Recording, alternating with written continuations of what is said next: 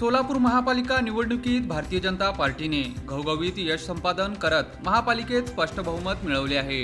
या यशानंतर महापालिकेत सत्ता स्थापनेच्या दृष्टीने आवश्यक असलेल्या प्रक्रियांना वेग आला असून त्यातील सर्वात महत्त्वाची प्रक्रिया म्हणजे नगरसेवक गट नोंदणी होय।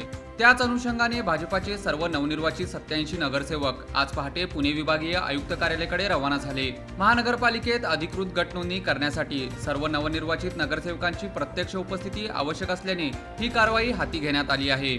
पालकमंत्री जयकुमार गोरे तसेच भाजपाच्या शहराध्यक्ष रोहिणी तळवलकर यांच्या मार्गदर्शनाखाली भाजपाचे नगरसेवक विशेष अशा लक्झरी बस तसेच खासगी वाहनांद्वारे पुण्याकडे रवाना झाले। या प्रवासासाठी पक्ष संघटनेने नियोजनबद्ध व्यवस्था केली होती।